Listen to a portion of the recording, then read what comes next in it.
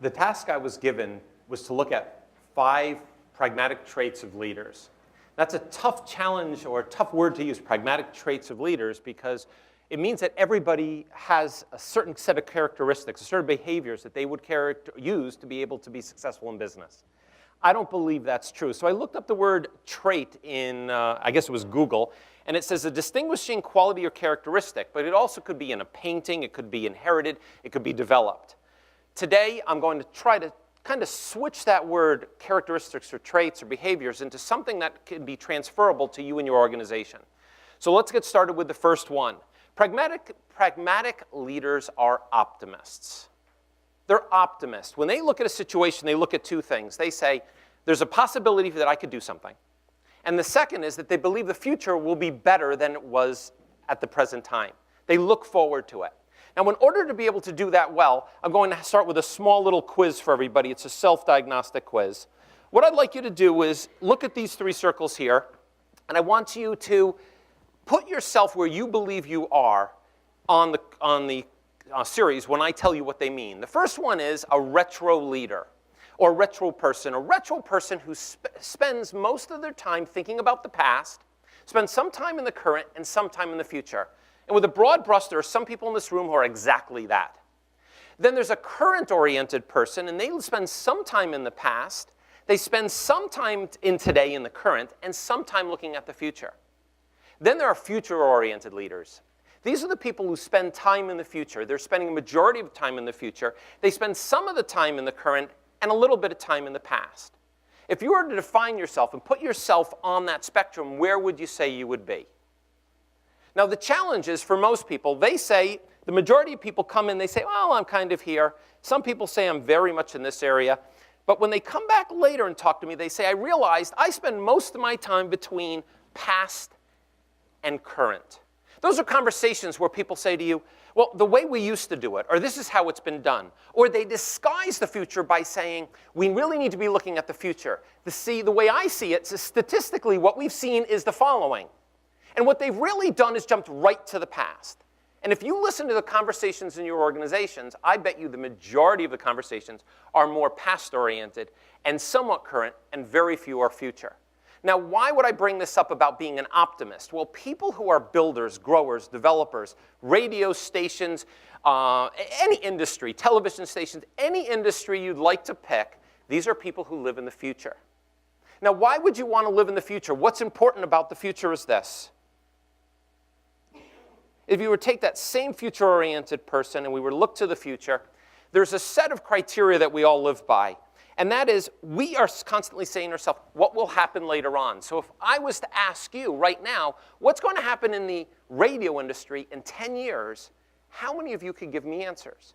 Tell me the way people are going to receive their medium. How is it going to be used? How is the station going to be put together? How is the programming going to be set up? Probably most of you have never asked those questions of yourselves in a way that you sat down and said, let's really define the future of the industry. Now, the reason that you look this far is not because looking in the future is important. I relate it to being in a car. You've all driven, and you've turned on the high beams at night. What's the reason for high beams? Not to see the future. You said this was the good group. The reason you turn on the high beams is so you can anticipate the future. It's not to see the future. It's to anticipate the future so you can make better decisions. So the reason you should spend more time in the future and be optimistic is so that you can make that transition to be a better leader, better manager, make better decisions. Now, in the industry of radio, I've done several interviews, and I've thought about this since I've been asked to speak. The industry has gone through 8-track, cassette, boombox, radio, CD, portable. Consumption of content is growing. We've seen buyers shift. For example, in the automotive industry, we've seen them buying from Detroit, if we were to use the US. Then it started to move to the group buying, and then it moved all the way down the front line where the local buyer is buying more because they're more in touch with the community. Did you see that coming, or was that something you reacted to and are now working within? If you spent more time in the future and optimistic about the future, you'd be finding these opportunities before they happened. Now, some people say you can't predict the future. I believe you can. The future is based on cycles, trends, and patterns. I can guarantee you I can predict the future right now, and I can do it every day. In a year from now, it'll be spring. In a year from now, you'll be a year older. In a year from now, we can look at cycles, trends, and patterns and be absolutely right of what those things are going to be. Well, I bet you in radio, if you were to spend some time, you'd see there's cycles, trends, and patterns that can amplify looking at tomorrow. Now, the reason I bring this up is because I just heard it again, and I've heard it again with 93 or 92% of the people listening to radio. I heard this: radio is local. And I said, God, is nobody looking at the future? See, radio is local if you're old. If you are a millennial, what is local? Global. So being local and using that term and not understanding what millennials consider to be local, local is the Facebook group that they have, which they have people in Seattle, they have people in New York, they have people in Maine, they have people in Florida. So are you going to be local and meeting the needs of the future? Now, I know you could say, well, we've got all these things, Pandora, and we've got Shazam, and we've got Spotify at $8.4 billion in value with $400 million being invested in, and we've got this local segment. What you've really said about the future is, they're going to fill this, and we're going to keep our little segment.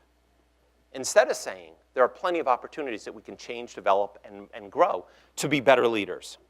I can go into all the details, but I've given you out a book. There's a chapter on forecasting. There's more tools that I can give you, but I don't have the time. They've only given me 20 minutes. Pragmatic leaders are structured. Understand that systems and structure run an organization. I'd like you to rethink the concept that people are the most important part of an organization. We say it all the time, we believe it all the time, but yet, have you really ever thought about this? If you were to think of an organization, the majority of time that's being spent, 80% is systems and structure, and 20% is actually the people. If you were to take a phenomenal hairstylist and didn't give them the chair and the scissors, how productive would they be? If you were to give an airline an aircraft, but in row 6 you put the seats all the way across, how productive will the people be? The systems and structure define the culture of the organization, they define the future of the organization, they define the way in which you operate. Pragmatic leaders are not always saying, let me hug and kiss my person and say they can be great, but they're building systems and structure that allow them to be great. And that can happen in a variety of areas. It could happen in programming. For example, you've got the right programming sequence that allows the buyer, the listener, to want to play the game of staying in tune. I have a 21 and 22-year-old. I'm 51 years old. And my oldest son, Adam, gets in his car almost every day when he's had the opportunity, when Opie and Anthony were around, and he would drive for an hour or two to listen to Opie and Anthony. He loves radio. But he loves the structure of what they do, how they were put together, the timing components of it. And the advertisers like to know systems and structure too. Where are you going and how you're doing it? But you can exemplify this across everything. Your hiring methodologies. Do you have a systems and structure to enable and ensure that the person who's hired is the best talent that you're going to have for whatever role it may be? From PR to programming to moving boxes around in the office. Disney has this. They have a series of events very quickly. You drive up if you want to be hired at Disney. They have this ugly-looking building that's very much Disney-oriented. And a lot of people turn around because they don't want to be in a place like that. When you walk in, they have a series of statues that you look around at, and you say to yourself, is this where I want to be? They have things on the wall, such as you can't have hair over your ears. And all these things are designed to eliminate people from applying to the organization. What are your systems and structure that enable you to get the right people to be working for your organization? Companies are challenged with this all the time. Google, Yahoo, go down the list of Maersk, Dole, Tektronix. They're challenged with building the structure that facilitates the optimum usage of your talent. If you're leading an organization and you're spending the time on the people first, you'll get a small return. This group right here, these are the people who are extremely important in an organization because they build the systems and structure, the leaders. Your role is to build systems and structure that empower your people. And if it's done right, if the tools are in the right place and everything works, it's amazing. Right now on my CRM system, I can pull up my data, consider a salesperson. I can pull up every single correspondence that Josh and I have had since we've met. Denise, who's in the back, who introduced me to the NAB, I could tell you every single correspondence we've had. But not only that, my office in Hong Kong can see everything that Denise has sent, and Josh. Office in New York, and the people in San Francisco, and our patent development company can all see simultaneously across our system every email, fax, every correspondence we've had. Every phone call is logged and registered, so no one has to ask anybody any questions. That's systems and structure. Empower your salespeople by building things such as systems and structure. So here's one that I came up with one of the interviews. I did about 12 hours of interviews with people in the room. If you're in radio and you add a digital division, and in that digital division you offer website development, ad placement, banner placement, buying, are you in radio? You are. I would say you're in digital. But if your focus is radio, don't say that by having both, because of your structure, that you're in radio. You've now created an umbrella. And the formula right now for most radio stations is we have to be in digital. No, you don't. You could partner with other people who could deliver digital. You can create other opportunities for digital. But if you want to be in digital, then that's a whole other space. Creating a website doesn't mean you're in radio. It just means that you've opened up your organization to a different systems and structure, which can often confuse people. You may not realize it, but your team doesn't then know, what are we in? Systems and structure defines organizations. I'm from New York, and I've got 20 minutes, so I have to go fast. Pragmatic leaders are innovative. So let me ask you, in the past 3 years, what have you developed, and you only have to tell yourself, what have you developed in the past 3 years that's amazingly innovative in your organization? Think about it. You, not telling your team to be innovative, not telling them to think outside the box, but what have you done that's been amazingly innovative? And I would argue, without even a raise of hands, that there's maybe 2 or 3 of you who would be able to raise your hand and say, I've developed something amazingly innovative. And yet you tell other people to be innovative. Being innovative starts with you. What have you developed that's amazingly innovative? How much time do you spend on being innovative? How much time do you give to your organization saying, let's just have a meeting and talk? Let's just talk. Any ideas on the table? But we do this every week, every month. I bet most organizations here don't do that, because I've done interviews, and most organizations aren't doing that. You're not spending the time with your team working on this innovation side. You use the phrase, which is common, think outside the box. There is no box. There never will be a box. Actually, I've been asking very successful innovators, do they ever use the term think outside the box? I asked it because I asked myself. I never use the term think outside the box.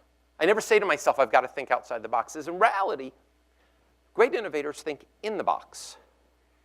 What we do is we build a whole life set of experiences, coming to NAB and learning about radio, being on a Maersk shipping liner, working in San Francisco, and being around experiences. So when we have a challenge or an opportunity, we create a set of criteria, and we start pulling and putting them in the box. We modify them, toss them out, and put them in the box again. And we modify them again, and we put them back until we find something that's new and creative.